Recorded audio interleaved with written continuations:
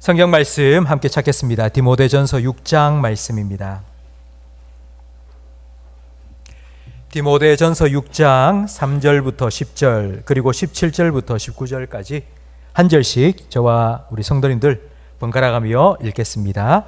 누구든지 다른 교훈을 하며 바른 말 곧 우리 주 예수 그리스도의 말씀과 경건에 관한 교훈을 따르지 아니하면 그는 교만하여 아무것도 알지 못하고 변론과 언쟁을 좋아하는 자니 이로써 투기와 분쟁과 비방과 악한 생각이 나며 마음이 부패하여지고 진리를 잃어버려 경건을 이익의 방도로 생각하는 자들의 다툼이 일어나느니라. 그러나 자족하는 마음이 있으면 경건은 큰 이익이 되느니라. 우리가 세상에 아무것도 가지고 온 것이 없음에 또한 아무것도 가지고 가지 못하리니 우리가 먹을 것과 입을 것이 있은즉 족한 줄로 알 것이니라. 부하려 하는 자들은 시험과 올무와 여러 가지 어리석고 해로운 욕심에 떨어지나니 곧 사람으로 파멸과 멸망에 빠지게 하는 것이라. 돈을 사랑함이 일만하게 뿌리가 되나니 이것을 탐내는 자들은 미혹을 받아 믿음에서 떠나 많은 근심으로써 자기를 찔렀도다. 17절 제가 읽습니다. 내가 이 세대에서 부한 자들을 명하여 마음을 높이지 말고 정함이 없는 재물에 소망을 두지 말고 오직 우리에게 모든 것을 후히 주사 누리게 하시는 하나님께 두며 선을 행하고 선한 사업을 많이 하고 나누어 주기를 좋아하며 너그러운 자가 되게 하라. 함께 읽습니다. 이것이 장래에 자기를 위하여 좋은 터를 쌓아 참된 생명을 취하는 것이니라. 아멘. 오늘은 참 귀한 분을 모셨습니다. 우리 김형익 목사님이신데요. 목사님이 목회하는 교회 이름이 벳샬롬 교회입니다. 그 벳샬롬은 평화의 집이라는 뜻인데요. 그런데 이 교회가 어디 있느냐? 광주에 있습니다. 전라도 광주에. 그래서 광주에서 저 경기도 오송까지 KTX를 타고 가셔서 거기서 다시 또 대구까지 KTX를 타고 오셔서 아주 먼 거리로 여기까지 오늘 우리 교회까지 말씀을 전해주러 오셨습니다. 우리 김영희 목사님께서는 우리 임누리 선교사님이 파송된 말레이시아 그 옆에 있는 인도네시아의 선교사님으로 사역을 오래 하셨고요. 그리고 미국에 가셔서 개척교회를 하시다가 그리고 한 8년 전에 우리나라 전라도 광주 오셔서 교회를 담임을 하셔서 지금 8년째 되셨습니다. 목사님께서는 우리 한국 교회에 이렇게 저술로 책을 참 많이 쓰셔서 참 많은 영향을 좀 주고 계시는 목사님이십니다. 우리 목사님 나오셔서 우리 그리스도인과 돈이라는 제목으로 말씀을 전해주실 때에 우리 큰 은혜 받으시기 바랍니다. 우리 목사님 환영하는 박수를 보내주시기 바랍니다.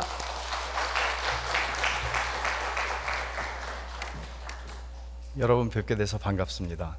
오늘 돈 얘기를 좀 하겠습니다. 민감한 거죠. 사실 그 돈 얘기를 한다는 것은 어느 신학자의 얘기입니다. 돈에 대해서 말하는 것은 하나님에 대해서 말하는 것이다. 그렇게 얘기를 했습니다. 저는 선교사를 한 15년 정도 선교사로 있었는데 선교학에서 이런 얘기를 합니다. 사람이 진짜 회심하는 것은 그 사람의 세계관이 회심을 해야 진짜 회심이다. 세계관이라는 것은 우리의 인생관, 가치관, 우리가 세상을 보는 모든 우리의 시각의 가장 근본에 있는 관점인데 내가 내 세계관이 뭐다라고 말할 수는 없을지라도 모든 사람들은 인생을 바라보고 세상을 바라보는 관점이 있는 것이죠. 그게 예수를 믿으면 바뀐다는 거죠. 이거를 쉽게 말한 사람이 존 웨슬리입니다. 감리교회를 세운 분이죠. 존 웨슬리는 이런 얘기를 했습니다. 많은 사람들이 존 웨슬리가 설교를 하고 다닐 때 눈물로 회개하고 그런 일들이 있었지만 그는 이렇게 얘기합니다. 당신들의 주머니가 회개하지 않는 한 당신들의 눈물이 나는 회개의 증거라고 믿지 않는다. 주머니가 회개해야 진짜 회개다.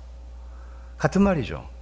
세계관이 바뀐다는 것은 내가 예수를 믿기 전에, 예수가 나의 주인이 되시기 전에 내 인생의 주인은 나입니다. 우주의 중심에는 내가 있습니다.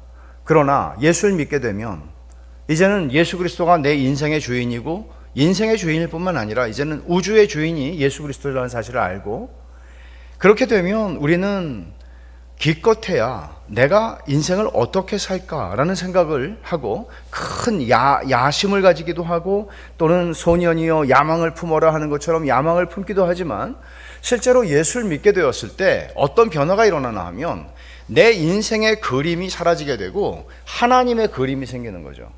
그리고 하나님의 그림 속에서 내가 어떤 일을 감당해야 하는가, 그러니까 하나님의 그림 속에서 내가 어떤 존재인가를 생각하는 겁니다.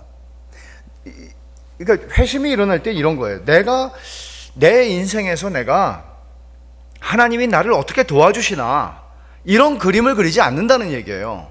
내 인생을 내가 원하는 인생을 살고 싶은데 하나님이 내 인생을 어떻게 왜 안 도와주시지? 내가 헌금도 하고 봉사도 하고 내가 하나님께 할 바를 다 하는데 왜 내 인생을 안 도와주셔?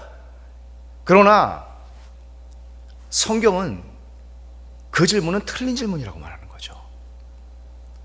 우리는 하나님의 그림을 보게 되고 그 큰 하나님의 그림 속에서 나라는 존재는 어떤 역할을 감당하는 것이며 어떤 배역을 맡았으며 침산제일교회는 하나님의 큰 그림 속에서 어떤 일을 하도록 부름을 받았는가 하는 것을 던지는 것이 올바른 질문이라는 것입니다. 여러분, 이 돈 얘기를 하는데 주님께서도 이런 말씀하셨죠. 잘 아실 겁니다. 너희가 하나님과 재물을 겸하여 섬기지 못하느니라. 산상수훈에서 말씀했어요. 예수님이 이런 말씀을 하셨을 때에는 자본주의라고 하는 게 나오기 전이었습니다. 우리는 지금 자본주의 시대를 살아가고 있죠. 예수 믿는 게 밥 먹여주냐? 그렇게 물어봅니다. 그럼 여러분 뭐라고 대답하세요? 밥 먹여주잖아요. 하나님이 밥 먹여줘서 살잖아요. 우리는 여러분이 똑똑해서 사는 게 아니라고요. 하나님이 밥 먹여줘서 지금까지 산 거예요. 수십 년을 하나님이 밥 먹여주는 거예요. 근데 세상에선 다 돈 믿고 살잖아요. 그러니까 자식들을 학원 보내고 교회는 안 나와도 학원은 가야죠. 왜? 어느 대학을 가느냐가 얘네들이 먹고 사는 문제에 중요한 문제니까. 일생을 결정할 거니까. 오늘 본문에서도 바울이 이 목회 서신이라고 그러잖아요. 디모데전서, 디모데후서, 디도서. 젊은 목회자들인 디모데와 디도에게 이렇게 목회를 하는 거야 라고 바울이 말합니다. 바울이 말하는데 디모데전서 6장에서 오늘 우리가 읽은 말씀은 디모데전서의 결론이에요. 결론인데 바울은 돈 얘기를 합니다. 왜 그럴까요? 주님이 허구많은 게 있는데 왜 주님은 하나님과 돈을 겸하여 섬길 수 없다고 그랬을까요? 그는 자본주의 시대에 돈이라는 게 중요하다는 것을 알기 전에 결국 이 돈의 문제는 다른 게 아니라 우리의 마음의 문제라는 거죠. 우리의 마음의 문제라는 거죠. 여러분, 놀랍게도 제가 어느 책인지 모르겠어요. 프랑스 사람 같은데 제가 아주 한 40년 전에 읽은 책 같은데 40년 전에 읽은 것 같아요. 예수님이 하신 말씀의 3분의 1은 돈 얘기였다. 그러니까 여러분 한번 생각해 보세요. 비유에 대한 문화, 달란트 등등등등. 예수님은 돈과 관련된 말씀들을 많이 하셨습니다. 정확하게 3분의 1인지는 제가 재보진 않았지만 일반적으로 돈에 대해서 말하는 것은 굉장히 민감합니다. 여러분들은 어떠십니까? 안 그렇다고 말할 수는 없겠죠. 저는 오늘 돈에 대해서 말하지만 헌금에 대해서 말하지는 않을 거예요. 헌금에 대해서도 제가 책을 하나 쓰고 하는데 오늘은 돈에 대한 일반적인 태도에 대해서 제가 얘기를 하려고 그래요. 돈에 대해서 사람들은 굉장히 민감합니다. 제 경험으로는 헌금에 대해서 설교하거나 돈에 대해서 설교하면 조는 사람들이 현저히 없습니다. 졸다가도 깹니다. 무슨 소리를 하나. 왜냐하면 내 주머니와 관련된 문제거든요. 민감하죠. 여러분, 주전 6세기 전에 하박국에게 하나님이 말씀하세요. 의인은 그의 믿음으로 말미암아 살리라. 이 구절이 신약 성경에 3번, 로마서, 갈라디아서, 히브리서 3번 인용이 돼요. 근데 믿음으로 말미암아 의롭다함을 받는다는 교리를 말하는 것이기도 하지만, 그러나 믿음으로 말미암아 의롭다함을 받은 사람은 어떻게 살지? 무엇으로 사는가? 그리스도인은 무엇으로 사는가? 그리스도인은 돈으로 사는 사람이 아니고 그리스도인은 믿음으로 사는 사람이다. 그렇게 얘기하는 거예요. 바울이 고린도후서에서 이렇게 얘기하잖아요. 우리는 보는 것으로 행하지 아니하고 보는 것으로 살지 아니하고 뭐라고 말하죠? 믿음으로 산다고. 믿음은 보이지 않는 영역이 있다는 걸 믿는 거잖아요. 초자연적인 영역이 있다는 걸 믿는 거잖아요. 제가 사는 동네에 제가 지나가다가 봤는데 바깥에 이렇게 써놨어요. 유리에다가 보이는 것이 전부다. 그 집은 무슨 집일 것 같아요? 부동산. 부동산이 보이는 것이 전부다. 우리는 그렇게 믿지 않아요. 보이지 않는 게 있어요. 보이는 건 돈이에요. 돈으로 살 수 있는 모든 것들이 다 보여요. 근데 우리는 돈으로 살 수 없는 걸 봐요. 그리고 그게 얼마나 가치가 있는지를 알아요. 그래서 돈과 이것을 바꾸지 않아요. 여러분, 우리가 21세기 한국교회의 신앙을 보면, 여러분 20세기 그 시대를 사셨던 분들이 계시겠지만 20세기 중반 6.25 전쟁을 마치고 세상에서 제일 가난한 나라였고, 지구상에서, 그리고 70년대에 뭐 잘 살아보세요 하기 전에 북한보다 못 살았어요. 우리는 60년대 북한보다 못 살았어요. 침산제일교회가 이북에서 내려오신 분들이 세운 교회라고 들었어요. 저는 이북에서 내려오신 분들이 서울의 남산 밑에 세운 교회의 자손이에요. 저희 부모님 다 이북에서 내려오신 분들이세요. 근데 많은 경우에 이북에서 내려온 사람들이 꽤 살던 사람들이 있거든요. 꽤 살던 사람들이 있어요. 근데 신앙을 가지고 보이지 않는 게 더 중요한 걸 알고 내려온 사람들이 많잖아요. 다 버리고. 이건 한국교회 역사만이 아니고 세계교회 역사 속에 이런 일들은 꽤나 많았습니다. 꽤나 많았습니다. 그럼 여러분, 믿음으로 산다는 거는 어떤 의미입니까? 믿음이 밥 먹여줘? 이렇게 물어볼 때 우리는 그것을 어떻게 구체적으로 생각할 수 있습니까? 어떻게 설명할 수 있겠습니까? 의인은 믿음으로 말미암아 산다. 예수님께서 누가복음 12장에, 여러분 잘 아시니까 찾지는 않으셔도 됩니다. 누가복음 12장에 어리석은 부자에 대한 얘기를 하나 하셨습니다. 여러분, 그 사람을 보면 이 사람이 아마 농부라고 하기에는 아마 지주였겠죠. 지주였습니다. 그리고 농사를 잘 졌고, 이 사람은 걱정할 게 이제는 평생 먹고 살 거 다 있습니다.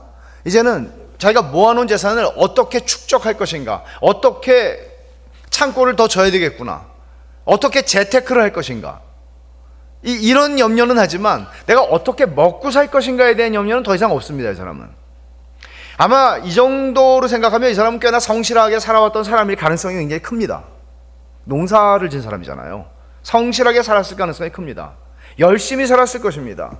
그리고 세상적으로 보면 이 사람은 꽤나 지혜로운 사람입니다. 그렇죠? 이 사람이 무슨 뭐 어떻게 투기를 하거나 뭐 이런 얘기가 없어요. 그냥 농사를 진 사람이에요. 그리고 그만큼 열심히 땀 흘려서 살았고, 잘 살았고, 성실하게 살았고, 꽤나 성공을 했습니다. 근데 하나님의 판단은 뭔가 하면 어리석은 자여라고 이 사람을 부르잖아요.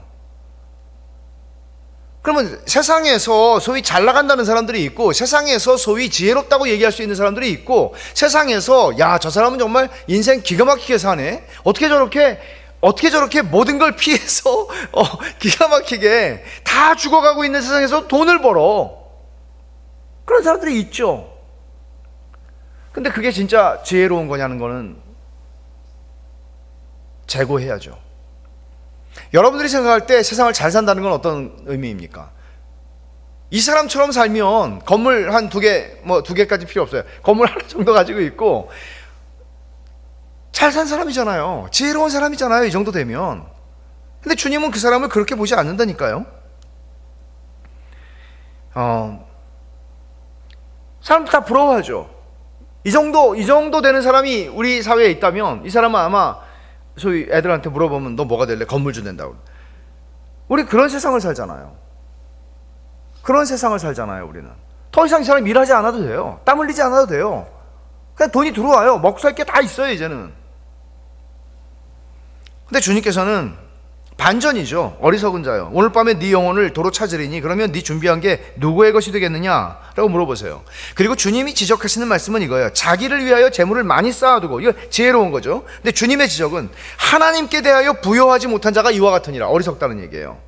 그러니까 세상에서는 부자예요. 재물로는 부자예요. 학식으로도 부자일 수 있고 권력으로도 부자일 수 있고 뭔가 이 세상이 원하는 것들로 우리는 우리의 인생을 채울 수 있어요. 부유해요. 근데 하나님에 대해서는 부유하지 않았다고 얘기하면서 어리석다고 얘기하는 거죠. 이거는 굉장히 실제적인 얘기입니다. 여러분, 성실함과 탐욕을 어떻게 구분하시겠어요? 우리는 자녀들을 가르칠 때 성실하게 살아야 된다. 성실한 거 중요하잖아요. 저는 이 어리석은 부자도 성실한 사람이었을 가능성이 크다고 봅니다. 성실했을 겁니다. 주식으로 돈을 벌었다고 그래도 성실하게 주식 투자를 해가지고 돈 버는 거잖아요. 성실한 거잖아요. 열심히 하루 종일 스마트폰 하루 종일 쳐다보잖아요. 3분에 한 번씩. 아침에 성경 보다가도 땡 소리 보잖아요. 성실한 거죠. 근데 하나님이 얘기하시는 건 어떤가 하면, 여러분, 성실과 탐욕 사이를 어떻게 구분할 수 있겠어요? 분명히 출애굽기 20장 9절에서 안식일 규정에서 주님이 이렇게 말씀하세요. 오직 주를 두려워하여 엿새 동안 힘써 내 모든 일을 행할 것이나. 여러분이 농땡이 치고 살지 않잖아요. 열심히 살아야죠. 하나님이 주신 우리의 인생을 소명을 가지고 열심히 살아야죠. 열심히 살아요. 그런데 또 하나, 골로새서 3장에서 바울은 이렇게 말합니다. 오직 주를 두려워하여 성실한 마음으로 하라. 무슨 일을 하든지 마음을 다해 주께 하듯 하고 사람에게 하듯 하지 마라. 그러니까 네 주인이 얼마나 못된 사람이든 아니든 상관없이 너는 성실하게 해라. 너에게 정당한 대가를 지불하지 않으면 그건 내가 나중에 갚아준다. 하나님 이렇게 말씀하시는 거예요. 저 사람이 나한테 해주는 만큼 나는 일한다. 그리스도인들은 그런 방식으로 살지 않아요. 하나님이 보고 계시니까 하나님께 하듯이 하는 거예요. 그러니까 그리스도인들은 이런 점에서 이 세상의 사람들이 가질 수 있는 윤리적인 수준을 넘어서요. 이 세상 사람들이 감당할 수 없다고 히브리서 11장에서 말하는 그런 사람들이에요. 왜냐면 하나님 앞에서 하는 것처럼 하니까. 밀린 임금은 하나님이 나중에 주실 거니까 손해보게 하시는 건 없어요. 하나님이. 20세기 초에 막스 베버가 프로테스탄트 윤리와 자본주의 정신이라고 하는 책을 쓰면서 근대 자본주의 정신은 개신교, 특히 칼빈주의에 빚진 것이 많다, 그런 얘기를 했어요. 왜냐하면 직업이라는 것을 소명으로 받아들였으니까. 목사들만 성직이 아니라 우리가 무슨 일을 하든지, 내가 공장에서 무엇인가를 만드는 사람이든지, 내가 목수로서 집을 짓는 사람이든지, 무엇을 하든지 그거를 성직으로 받아들였단 말이에요. 다르죠. 얼마나 성실하게 살았겠어요, 그리스도인들이. 그런 얘기를 지적을 하잖아요. 그러니까 이렇게 성실하게 열심히 사는 사람들은 지혜로운 사람인 거 맞아요. 맞아요. 근데 문제는 성실하냐 성실하지 않느냐의 문제는 아닙니다. 여러분, 돈을 벌기 위해서, 돈과 성공과 명예를 얻기 위해서 성실한 사람 굉장히 많습니다. 그렇지 않습니까?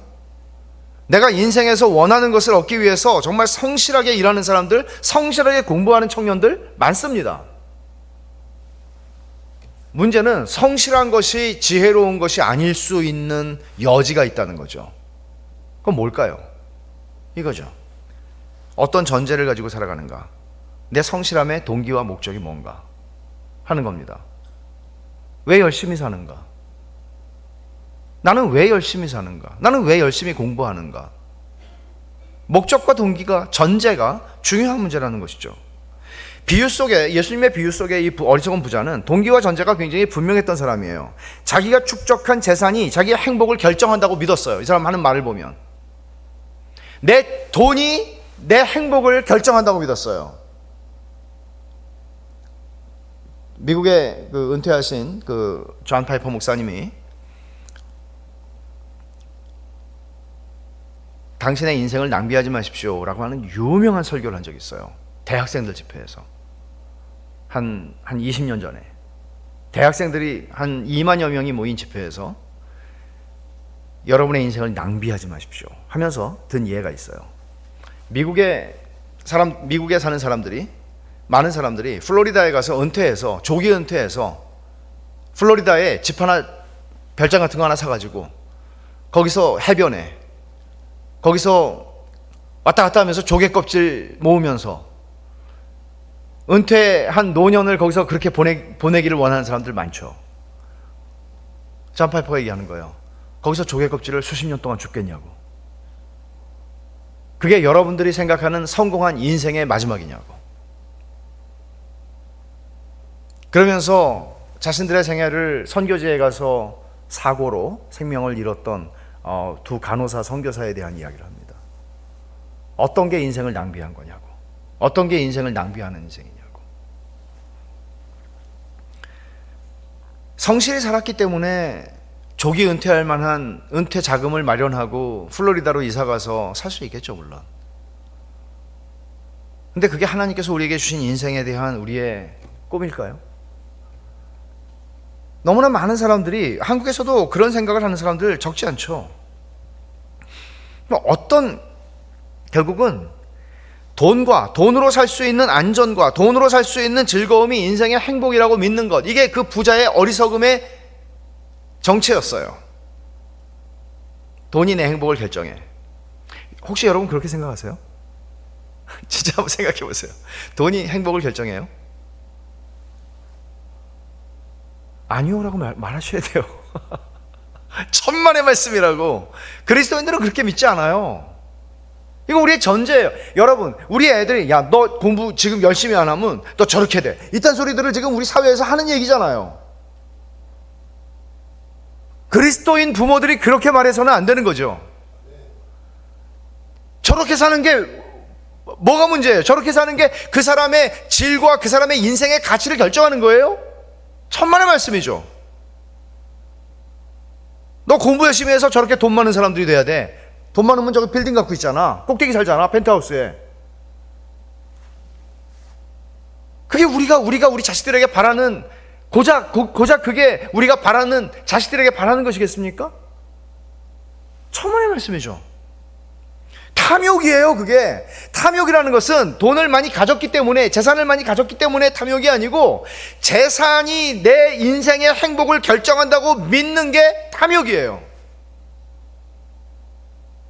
10계명의 1번부터 10번까지를 다 어기는 거예요. 그게 넌 나 외에 다른 신을 두지 말라. 아니요, 저는 돈이라는 신을 섬기겠습니다. 탐내지 말라. 아니요, 저는 탐나요. 1계명부터 10계명까지 다 어기는 거예요. 이 얘기는 무슨 얘기인가 하면, 나는 입술로는 신앙을 고백하지만 내 삶으로는 무신론자로 사는 것입니다. 그래서 돈에 대해서 얘기하는 것은 하나님에 대해서 얘기하는 것입니다. 가장 민감한 문제죠. 사람의 행복이, 사람의 생명이 소유의 넉넉한 데 있지 않아. 주님 말씀하시는 거예요. 사람의 생명이 소유의 넉넉함에 있지 않다. 이 얘기는 사람의 행복의 질을 결정하는 게 소유의 넉넉함과는 상관이 없어 라는 얘기잖아요. 믿으십니까? 이거를 그냥 뭐 아멘을 하시라는 게 아니고, 이걸 우리가 정말 믿나요? 이게 하나님의 말씀을 우리가 정말 믿나요? 하나님은 믿는데 하나님의 말씀은 못 믿나요?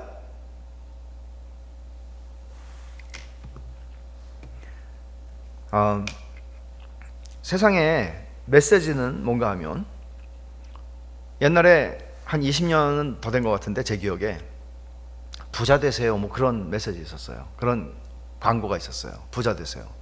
그리고 정말 웃긴 게, 그 음식점에 밥 먹으러 갔는데 막 이제 신장 개업하는 음식점인데 돈 세다 잠들게 하소서 이렇게 써 있잖아요.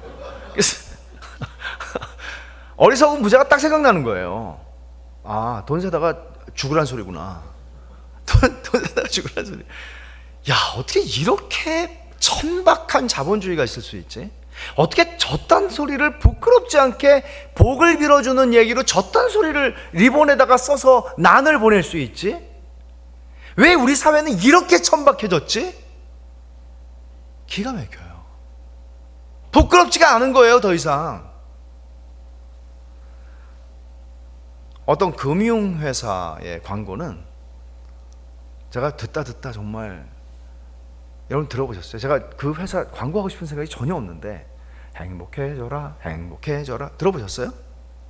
안 들어보셨군요. 다행이에요. 행복해져라 계속 행복해지래요. 그게 무슨 메시지인가 하면요, 자기들이 돈 빌려줄 테니까 이 돈으로 행복해지라는 거예요.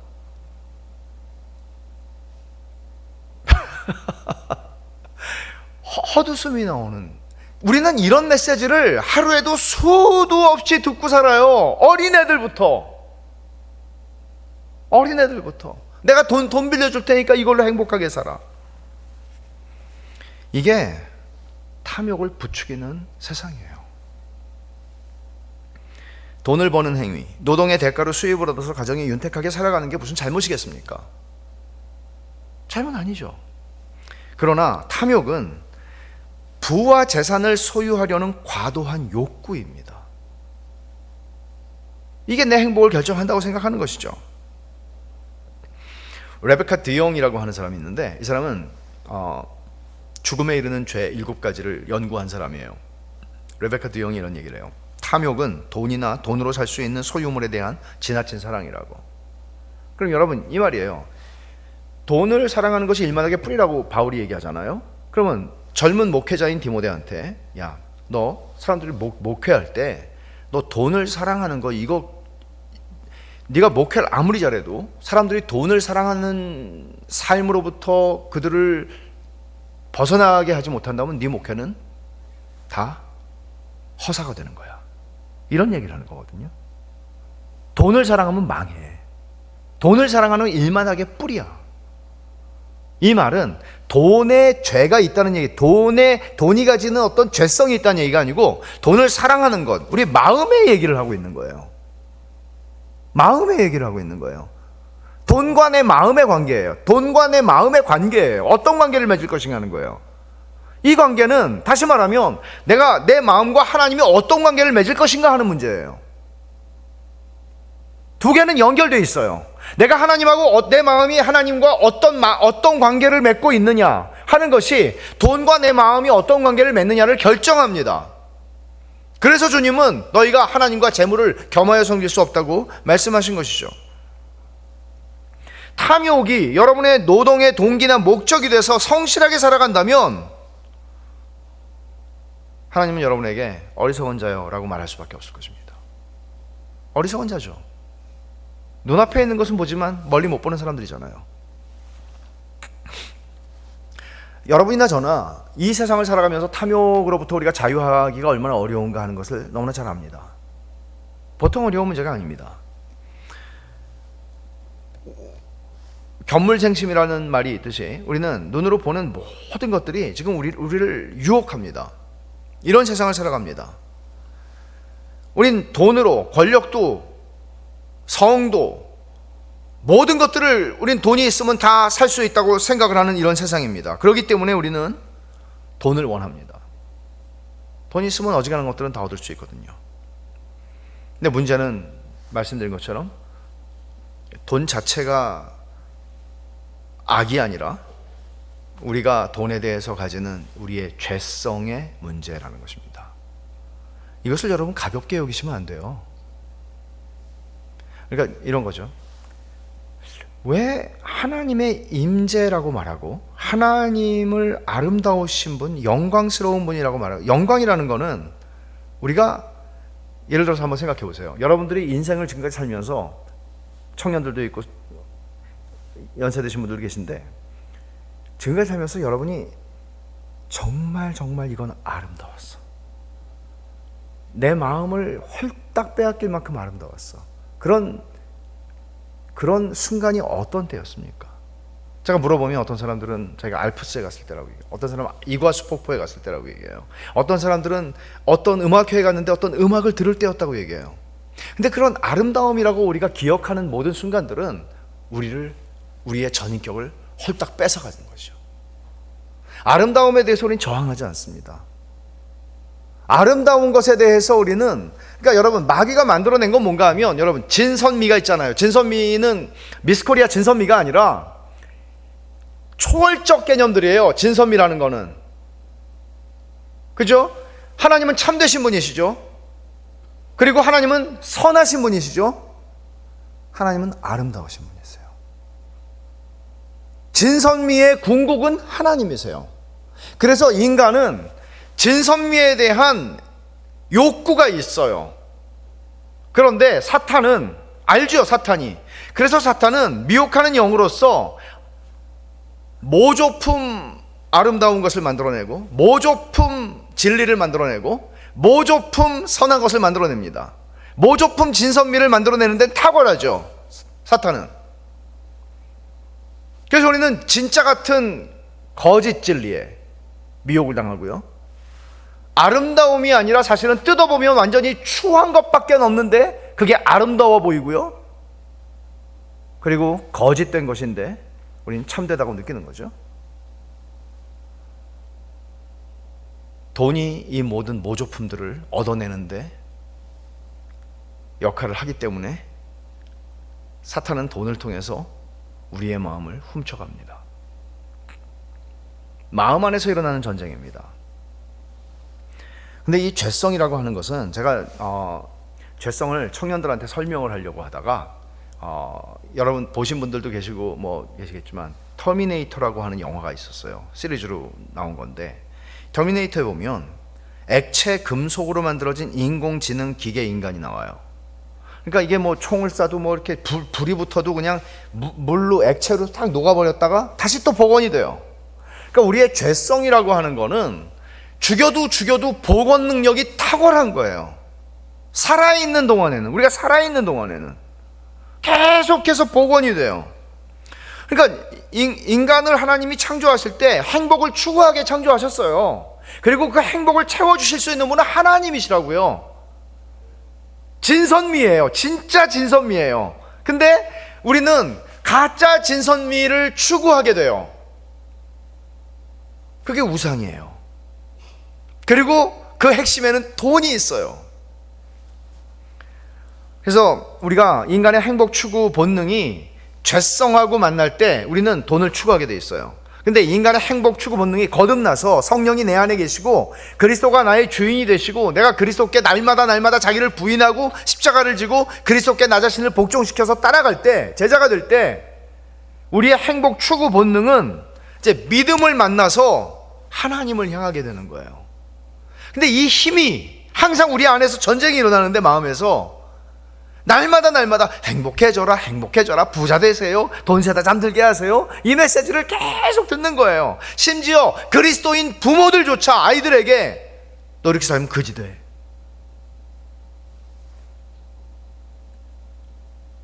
우리나라 대한민국의 입시 제도는 전쟁이죠. 지옥이죠. 그 결과가 뭡니까? 주일학교가 망했습니다.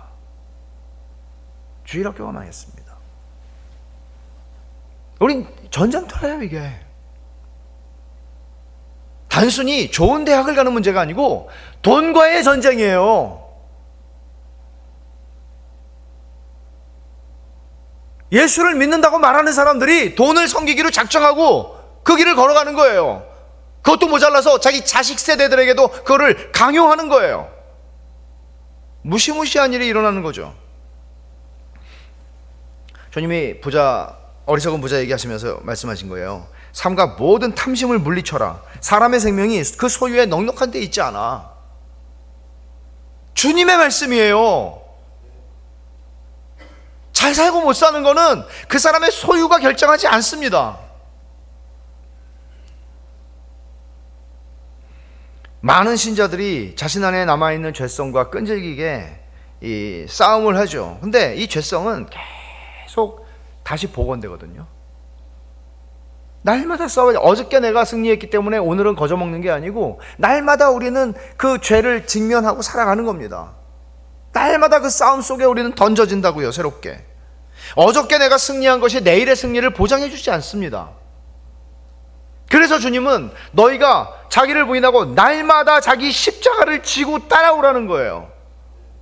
내가 어저께 십자가 하나 큰 거 졌으니까 이제는 한 일주일은 놀고 먹자가 아니고요, 날마다 십자가를 지고 따라가는 거예요. 이 성실함으로 가라는 거예요. 부자가 되는 성실함이 아니라 그리스도의 제자가 되는 성실함으로 이 길을 걸어가라는 거예요. 그럼 여러분, 저는 이제 목회를 하는 목사로서 지금은 이런 상황 속에서 우리는 살아가잖아요. 일주일 내내 살아가잖아요. 24시간 동안. 이런 세상을 살아가요. 직장에서 만나는 동료들이나 또는 동종 업계에 있는 사람들을 만나거나 그러면 전부 이 전제를 가지고, 탐욕이라는 전제를 가지고 다 살아가는 거죠. 그렇게 시끄러운 소리들을 듣고 그런 분요함 속에 살다가 예배당에 옵니다. 그럼 그때 우리는 다시 어떤 일이 일어나야 되는가 하면, 우리가 듣고 싶은 얘기가 아니라 우리가 들어야 할 얘기를 하나님이 우리에게 해주셔야 되는 거죠. 그건 뭐예요? 소유의 넉넉함에 있지 않아. 소유의 넉넉함에 있지 않아. 우리가 웨스트민스터 소유리문답 일문 잘 아는 것처럼 인생의 최고의 목적은 무엇입니까? 하나님을 영화롭게 하고 그분을 영원토록 즐거워하는 겁니다. Enjoy Him, Enjoy God. 하나님을 인조이하는 거예요.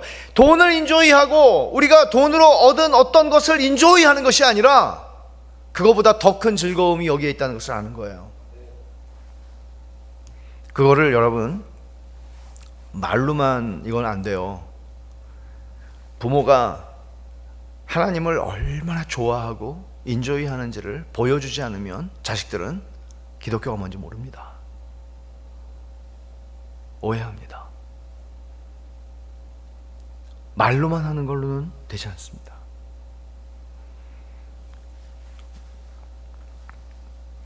우리 안에 있는 신적인 본능, 우리 안에 있는 성령께서 우리 안에 주신 새 마음을 매주일 예배 때마다 우리 안에 그 마음이, 성령께서 주신 그 새 마음이, 중생 때 주신 새 마음이 다시 불타올라야 되는 거죠. 아, 돈이 아니고 주님이야. 돈이 아니고 주님이야. 우리는 매주 이 작업을 해야 되는 거죠. 신자가 이렇게 주일날 예배를 통해서 혹은 금요 기도에서 예배를 통해서 이런 죄성이 계속 복원되는 것들을 잘라내는 일들을 행하지 않는다면 우리 싸울 수가 없습니다. 평생을 주일날 예배당을 빠지지 않았어도 우리의 신앙은 하나님의 임재 속으로 깊이 들어가지 못합니다. 돈의 힘은 알겠는데 하나님의 힘은 모릅니다. 돈의 임재의 능력은 아는데 하나님의 임재의 능력은 실감되질 않습니다. 하나님의 임재가 실감되질 않아요. 노래 속에서나 나오는 거죠. 캘빈이 하나님의 임재, 존전 앞에서 살아간다, 그 말을 라틴 말로 코람데오라고 말했다고 그러잖아요. 하나님의 눈 앞에서 내가 살아간다는 인식을 가졌다는 거죠. 돈이 여러분들의 삶에 대해서, 돈이 여러분의 마음을 장악하는 면에 있어서 힘을 잃어버릴 수 있는 유일한 방법은 하나님이 여러분의 마음을 장악하셔야 되고 하나님의 임재가 여러분에게 실감되어야 합니다. 차이는 뭐죠? 돈은 눈에 보이고 하나님은 눈에 보이지 않죠. 눈에 보이지 아니하시는 하나님을 눈앞에 보이는 황제보다 더 무서워했고 더 두려워했고 경외했고, 눈에 보이는 그 어떤 것보다도 눈에 보이지 아니하시는 하나님을 더 사랑했던 이 믿음의, 우리의 믿음의 선배들, 그리고 이 믿음의 본질을 우리는 얼만큼 알고 있습니까? 여러분에게 지금 묻는 겁니다. 돈의 힘을 우리는 압니다. 안 가르쳐줘도 압니다. 애들도 압니다. 하나님의, 전능하신 하나님의 능력은 우리는 얼만큼 실감합니까? 이 면에서 우리의 신앙은 엄청난 위기 가운데 있는 거죠. 하나님의 실제 하시는 하나님을, 그 임재를 경험하도록, 그리고 그 경험 속에서 아, 하나님은 정말 아름다우신 분이야. 하나님은 정말 선하신 분이야. 하나님은 정말 참되신 분이야. 진짜야. 이것을 우리는 얼만큼 알고 그것을 얼만큼 진짜를 보여주고 있는가.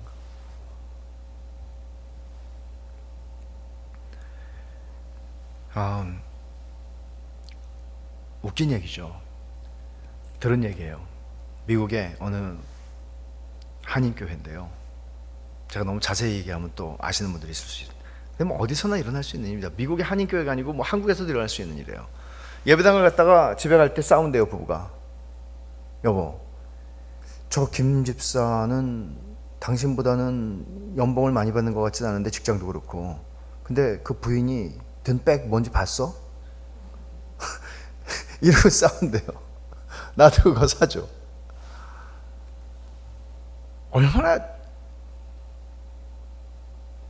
얼마나 슬픈 얘기입니까, 여러분? 우리는 눈에 보이지 아니하시는 하나님을 믿는 게 아니고 눈에 보이는 우상들을 믿는 삶을 살아가는 거예요. 예배당에 와서조차. 그러니까 우리를 정말 도전하는 것은 정말 그분하고 얘기하는데 내가 나를 돌아보게 되고 회개하게 되더라고. 어떻게 저렇게 삶의 자리가 어려운데 어떻게 저렇게 감사하고 자족할 수 있지? 너무너무 멋있더라고. 나도 저렇게 살고 싶더라고. 이런 도전들이 그리스도인들 안에서 일어나야 되는 거잖아요. 이게 교회잖아요. 그래서 목회서신의 이 디모데전서 6장에서 우리가 읽은 말씀을 이제 정리를 하면, 디모데전서는 노 사도 바울이 에베소 교회를 목양하던 젊은 목회자인 디모데에게 주는 권면인데, 아까 말씀드린 것처럼 돈 얘기를 하고 있다고요. 근데 돈 얘기하는 거 하나님 얘기하는 거예요. 돈 얘기를 하는데 굉장히 실제적으로 하는 얘기거든요. 여러분, 특히 6장 17절부터 우리가 19절 읽었는데, 사실 학자들은 얘기합니다. 6장 16절에서 어떻게 끝나요? 6장 16절, 오직 그에게만 죽지 아니함이 있고 가까이 가지 못할 빛에 거하시며 어떤 사람도 보지 못하였고 또 볼 수 없는 이시니 그에게 존귀와 영원한 권능을 돌릴지어다. 아멘. 여기서 끝나요, 서신이. 근데 왜 우리가 편지 쓸 때 이렇게 하잖아요. 추신. 다 썼는데 잘 있어. 근데 중요한 거 하나 빼먹었어. 추신. 그렇게 쓰잖아요. 추신이에요. 근데 그 추신이 뭐예요? 17절에 내가 이 세대에서 부한 자들을 명하여 마음을 높이지 말고 정함이 없는 자물에 소망 두지 말고 오직 우리에게 모든 것을 후히 주사 드리게 하신 하나님께 두며 쭉쭉쭉 얘기하는 거죠. 돈 얘기예요. 또 돈 얘기를 지금 한참 해놓고, 그리고 아니 하나만 더 얘기할게. 그것도 돈 얘기야. 그리고 지금 바울은 쓰고 있는 겁니다. 여기에는 우리가 읽은 6장에 제가 다 읽지는 않았습니다만은 이 본문에는 두 가지 삶의 방식을 바울이 대조시키고 있습니다. 성공하는 삶, 성공을 추구하는 삶, 그리고 그 반대편에는 사랑하는 삶, 사랑을 추구하는 삶입니다. 대단히 중요하죠. 그러니까 돈에 대해서 어떤 생각을 한다 이런 차원의 문제가 아니고 두 가지 인생관이 여기에 있다고요. 성공 중심적, 성공 지향적 인생관이 있고요. 사랑 지향적, 사랑 중심적 인생관이 있다고요. 그럼 여기서 여러분, 성공은 9절에서 언급하는 바 부하려 하는 자들은 그랬잖아요. 이게 17절에서 말한 거하고는 달라요. 17절에서는 부한 자들, 부자들, 교인 가운데 부자들이 있으니까 부한 자들에게 이렇게 말하라고 얘기하는 거고, 9절은 달라요. 9절은 부자인데 더 부자가 되려고 하는 사람, 가난해서 부자가 좀 돼보려고 하는 사람, 부하려 하는 자들은 이라고 얘기하는 거예요. 부하려 하는 자들은. 이게 성공 지향적 삶입니다. 부자가 되는 게 목표인 삶이죠. 돈 많이 버는 게 목표인 삶이죠. 어리석은 부자가 이제는 은퇴해도 되겠다. 더 이상 일할 필요가 없어. 이제는 돈을 잘 재테크를 해가지고 이제 죽을 때까지 쓰다가 자식들한테 물려주면 될 거야. 이게 성공적인 삶이라고 생각하는 사람, 부하려 하는 자들. 10절에서 돈을 사랑함이 일만하게 뿌리가 되나니라고 말하는 게 성공 지향적인 삶의 특징이죠. 돈을 사랑하는 거예요. 한마디로 말하면. 그래서 이렇게 두 인생관을 나눌 수 있어요. 부자 되기, 사랑하기. 부자 되기를 원할 것인가, 사랑하기를 원할 것인가.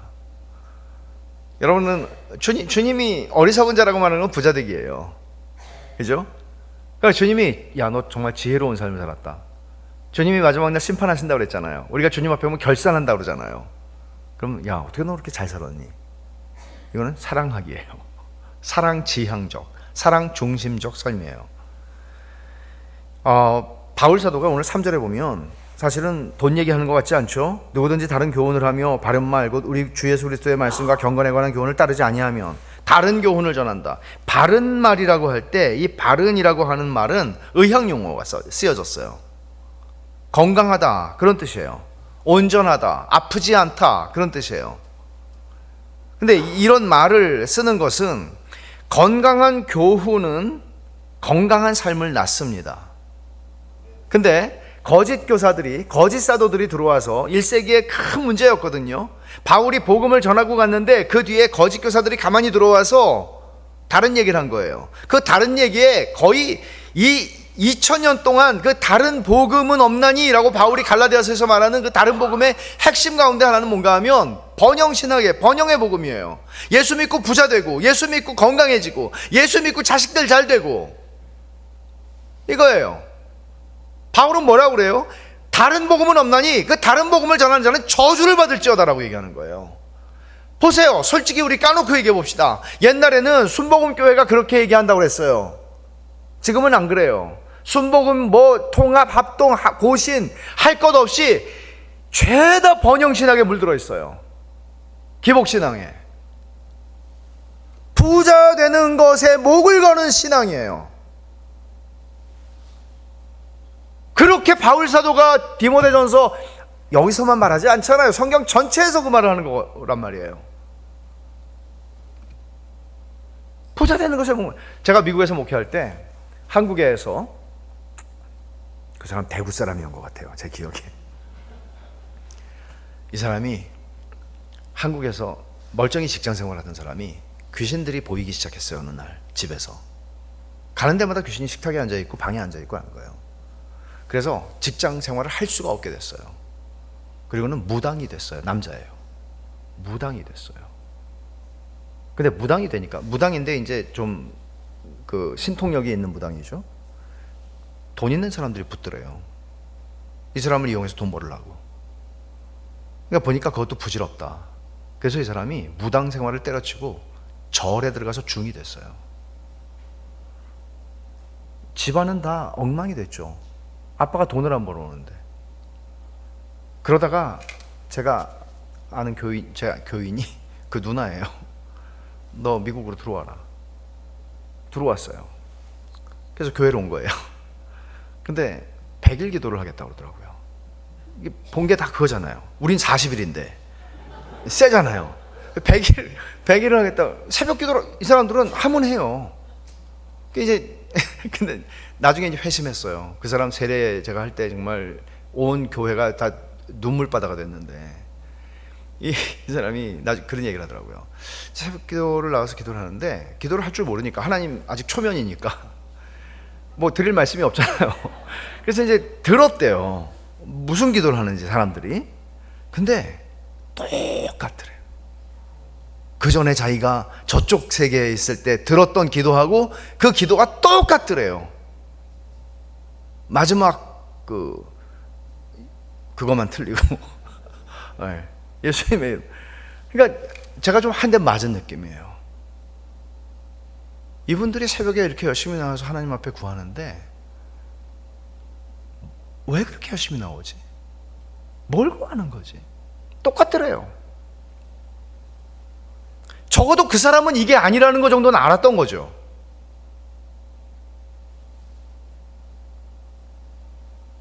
여러분들은 그걸 얼만큼 알고 있습니까? 그러니까 바른 교훈이 우리에게 주어지지 않는다면 결국 여기서 하는 얘기는 이거예요. 뭐 뒤에 4절에서 뭐 교만해서 뭐 어쩌고저쩌고 막 얘기하잖아요. 근데 중요한 건 5절이에요. 마음이 부패해지고 진리를 잃어버려서 경건을 이익의 방도로 생각하는 자들의 다툼이 일어난다. 이익이라고 하는 말 썼어요. 이거 장사할 때 쓰는 말이거든요, 이 단어가. 그러니까 자기들이 목사 일을 하든지 아니면은 어떤 뭘 하든 종교적인 어떤 일을 하든지 결국은 그걸 가지고 장사한다는 얘기예요. 여러분 보세요. 이단이나 사이비나, 이단 사이비도 그렇지만 뭐 멀쩡한 교단에 있는 타락한 사람들은 결국은 다 돈벌이를 하는 겁니다.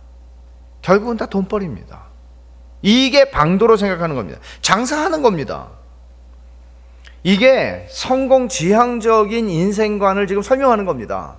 그러면 그 교사들이 문제지만 그들을 따라가는 사람들도 예레미야 선지자가 말한 것처럼 거짓 선지자들을 따라가는 자들도 거짓 선지자들과 같이 멸망한다고.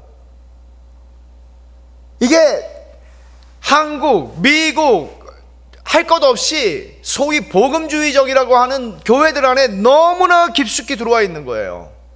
아프리카는 말 것도 없습니다. 너무 가난하니까 돈에 대한 그 갈망이 너무나 큰 거죠. 전세 비행기를 타고 와서 부흥사들이 미국에서 그 타락한 거짓 교사들이 전세 비행기를 타고 와서 그 가난한 사람들에게 기름 발라주고 기도해주고 100불 200불씩 받아가서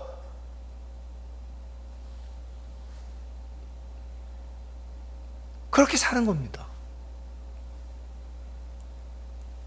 거짓된 교훈을 가르치는 자들은 결국 그렇게 간다는 거죠. 거짓된 교훈을 받는 자들도 그렇게 가는 거고, 거짓된 교훈을 지향하는 사람들도 그렇게 가는 겁니다. 절대로 하나님의 거룩하신 임재 앞에서 하나님을 닮아가고 하나님의 아름다우심과 참되심과 선하심을 닮아가는 인격으로, 성품으로 변하지 않습니다. 천박해지죠. 일생을 교회 안에서 보냈음에도 불구하고 천박한 인생이 되죠. 그런 사람들이 대한민국에 넘쳐납니다.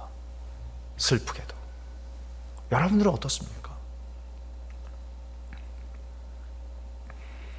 이게 그러니까 종교 장사를 하는 결국 이것은 부자되기 인생관이 그 중심에 있는 것입니다. 그러나 6절에서 8절은 정반대의 인생관을 설명하죠. 그러나 자족하는 마음이 있으면 경건은 큰 이익이 되느니라 라고 말합니다.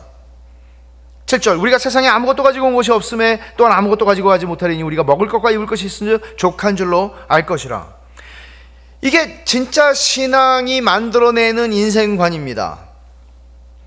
자족함이 있으면 경건이 큰 이익이 된다. 뒤집어서 말하면 자족함이 없으면 여러분들이 예배드리고 말씀 묵상하고 성경 읽고 기도하고 교회 봉사하고 이 모든 것들이 말짱 꽝이라는 얘기입니다.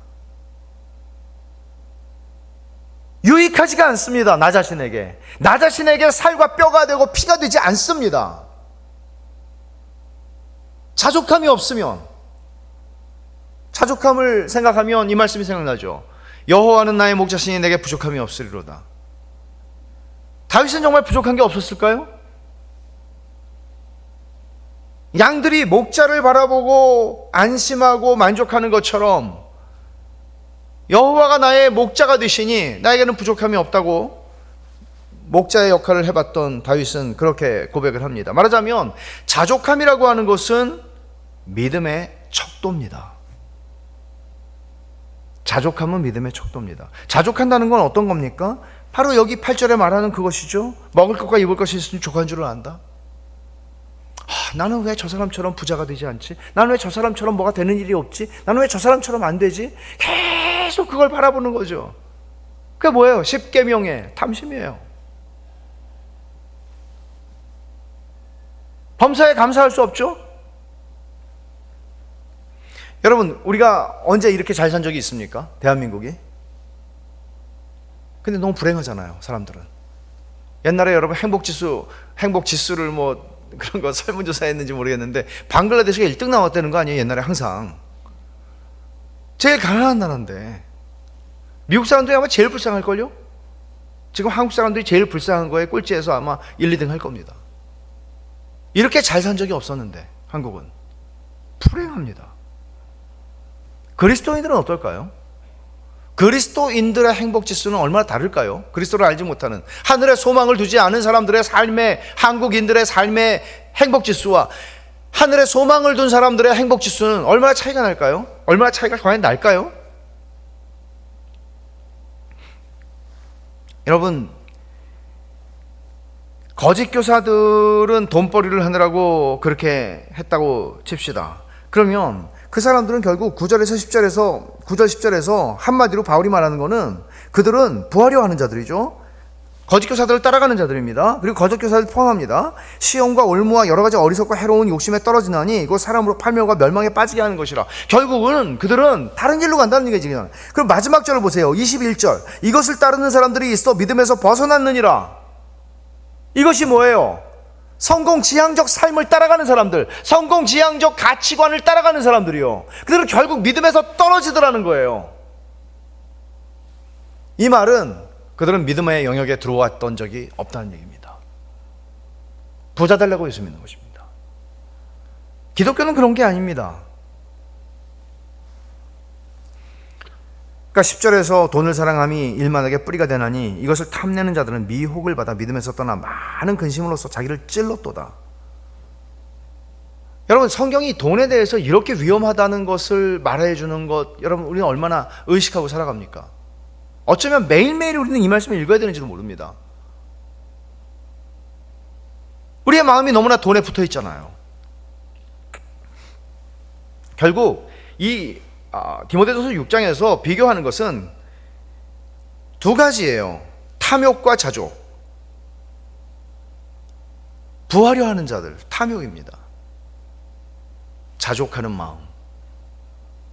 이것이, 자족하는 마음이 사랑하는 인생의 중심에 있는 것입니다. 완전히 다른 인생을 살게 되는 거죠. 다른 그림을 살게 되는 거죠. 그러니까 물질에 부유한 사람이 될 것인가, 하나님께 부유한 사람이 될 것인가. 누가복음 12장에서 예수님께서 어리석은 부자에 대해서 얘기할 때 하나님에 대하여 부유하지 못했다고 어리석다고 얘기하는 거잖아요. 하나님께 부유한 인생이 돼야죠. 하나님께 부유한 인생이 되는 것도 보여요. 안 보이는 게 아니고 보여요. 하나님께 부유한 인생이 되는 게. 그래서 바울은 편지를 다 끝냈다고 생각했는데, 아니, 이거 하나만 더 얘기해야 되겠어. 그리고 17절에 얘기해요. 내가 이 세대의 부한 자들을 명하여 마음을 높이지 말고 정함이 없는 재물에 소망 두지 말고 오직 우리에게 모든 것을 후히 주사 누리게 하시는 하나님께 두며 선을 행하고 선한 사업을 많이 하고 나누어 주기를 좋아하며 너그러운 자가 되게 하라. 이것이 장래에 자기를 위하여 좋은 터를 쌓아 참된 생명을 취하는 것이니라. 사람의 생명이 소유의 넉넉함에 있지 않아. 바울이 거기다가 하나 더 붙이는 거예요. 사람의 생명은 어디에서 결정되는 건가 하면, 여기서 결정되는 거예요. 참된 생명을 취하는 것이니라. 사랑하는 거야. 사랑하는 인생이 되는 거야 라고 얘기하는 겁니다.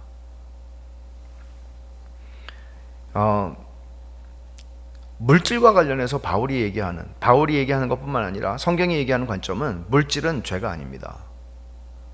물질은 죄가 아닌데, 부하려 하는 것은 탐욕 중심적 삶입니다.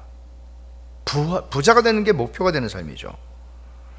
성경은 물질이 잘못이라고 얘기하지 않지만 사치는 잘못이라고 얘기합니다.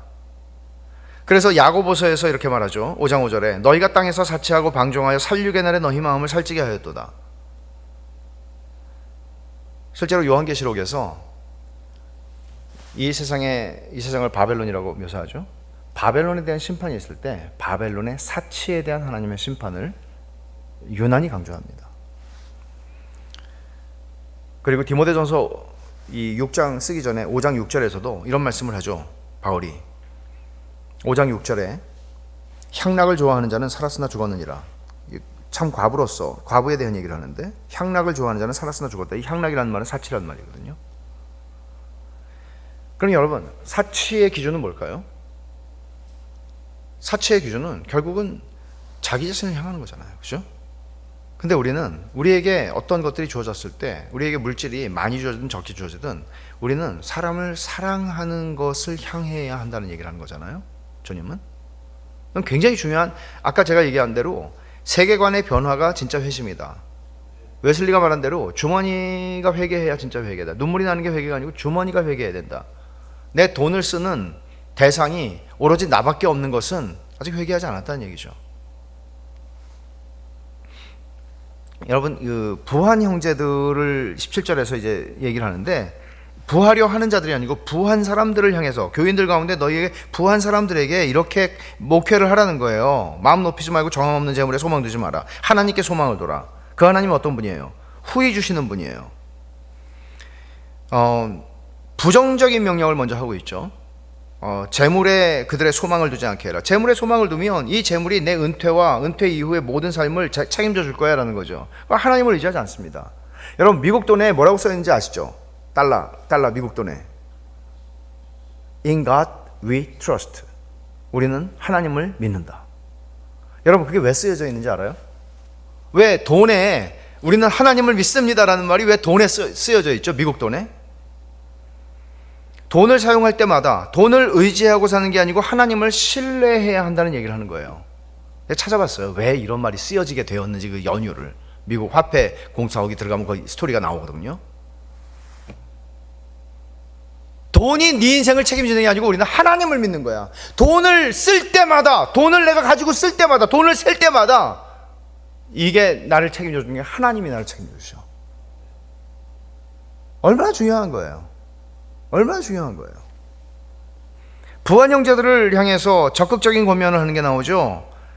돈에 소망을 두지 마. 하나님께 소망을 둬. 그러고 나서 적극적인 권면을 하는 게 나오는데 17절 하반절부터 오직 우리에게 모든 것을 후히 주사 누리게 하시는 하나님께 소망을 두고 선을 행하고 선은 사업을 많이 하고 나누어 주기를 좋아하고 너그러운 자가 되게 하라. 이게 뭐예요? 그 모델이 어디서 나와요? 그 롤 모델이 어디 있어요? 하나님이에요. 하나님이 우리에게 후히 주시는 분이시잖아요. 그 아들을 아끼지 않고 내어주신 분이시잖아요. 모든 것을 아끼지 않고 우리를 위하여 내어주실 수 있는 분이시잖아요. 하나님이 우리에게 은혜를 주실 때는 자격이 없고 권리가 없음에도 불구하고 우리에게 베푸시는 하나님이시잖아요. 네가 무슨 낯짝으로 와서 지금 나한테 기도하냐? 하나님 우리에게 그렇게 말씀하신 적이 없잖아요. 그 하나님을 닮아가라고 말하는 거예요. 엄청난 얘기를 하는 거죠. 하나님처럼 살아라. 하나님이 너한테 어떻게 해주든 너 그렇게 살아라. 이게 하나님에 대해서 부유한 인생이다. 이게 진짜 지혜로운 인생이다. 이게 성공한 인생이다 라고 하나님 말씀하시는 거죠. 사랑하는 자가 되라는 말이에요. 한마디로 말하면 사랑하는 자가 되라는 거예요. 더 많이 사랑하라는 거예요. 더 부자가 되는 게 아니고 더 많이 사랑하라는 거예요. 주님이 어리석은 부자에게 하신 말씀 제가 다시 읽어드릴게요. 자기를 위하여 재물을 쌓아두고, 자기를 위하여 재물을 쌓아두고 하나님께 대하여 부요하지 못한 자가 이와 같은. 자기를 위해서는 부자가 될 수 있습니다. 그러나 그는 전혀 사랑하지 않습니다. 서기관이 와서 예수님에게 물어요. 율법이 한마디로 뭐냐고. 하나님을 사랑하고 이웃을 자기 몸처럼 사랑하는 거라고. 이거는 그냥 우리가 귀가 따갑게 듣고 알고 있는 그냥 그 말씀이 아니고, 그게 중생, 성령께서 우리를 거듭나게 하셨을 때 우리의 변화된 인생관입니다.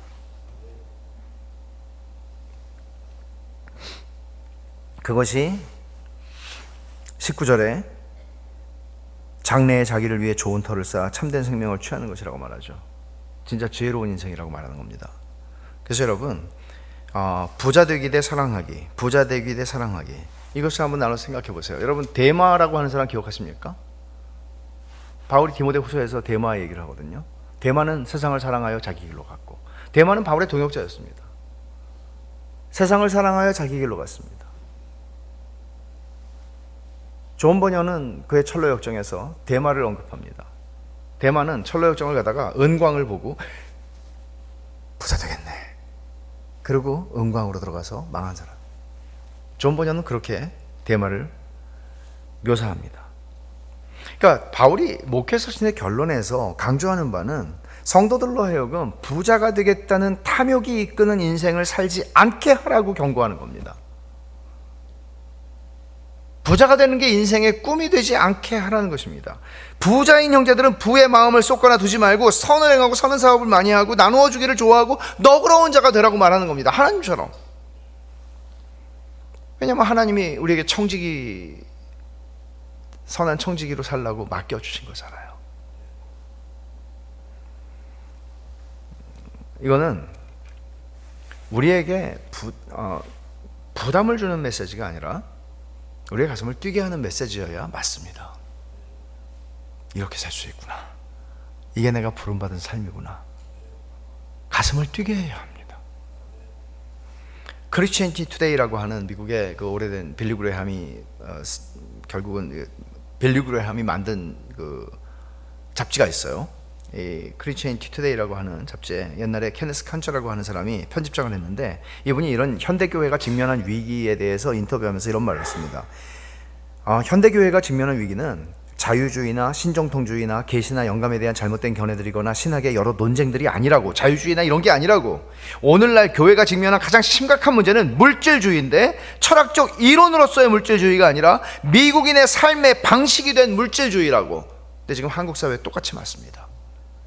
우리의 삶의 방식이 되어버린, 가치관이 되어버린, 인생관이 되어버린 물질주의예요. 10살짜리가 아니라 10살 밑에 애들조차도 다 알고 있는, 경험하고 있는 물질주의예요.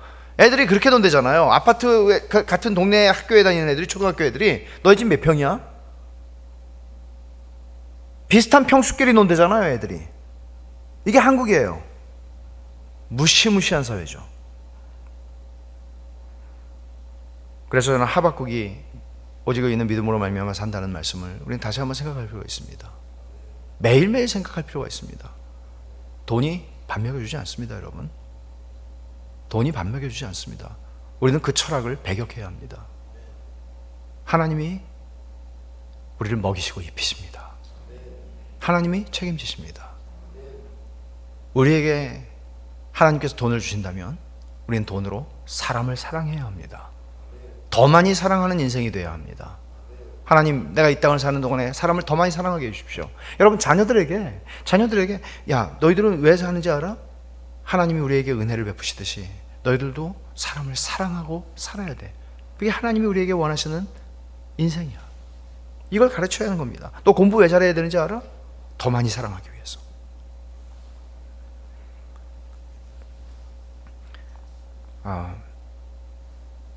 본문의 강조를 여러분 놓치지 마십시오. 신자의 소망은 재산을 축적하는 게 아니고요, 사랑을 축적하는 겁니다. 신자는 물질에 부유한 자를 부러워하는 인생이 아니라 사랑에 부유한 사람을 부러워해야 합니다. 하나님께 대하여 부유한 자로 살아가는 사람들을 우리는 부러워해야 하고, 그런 인생을 살기를 원해야 합니다. 이게 신자의 부르심입니다. 그리고 성경이 말하는 오직 의인은 믿음으로 말미암아 사는 인생입니다. 답 없죠. 내 인생도 답이 없고 우리 인생이 답이 없습니다. 답 없는 인생을 살면서 답 없이 사랑하는 겁니다. 돈 많아서 사랑하지 않습니다. 우리 옛말에도 콩알 뭐 있잖아요, 그런 말. 네, 콩알 한쪽도 뭐 논아먹는다고. 그겁니다. 하나님께서 이런 인생으로 우리들을 부르셨고, 이거는 굉장히 영광스러운 인생이고요. 여러분, 제발 부탁드리겠습니다.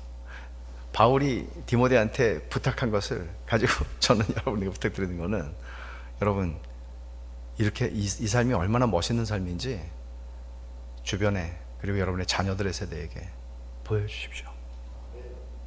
와, 우리 엄마 아빠는 부자는 아니었는데 하나님께 대하여 부유한, 진짜 기가 막힌 삶을 사셨다.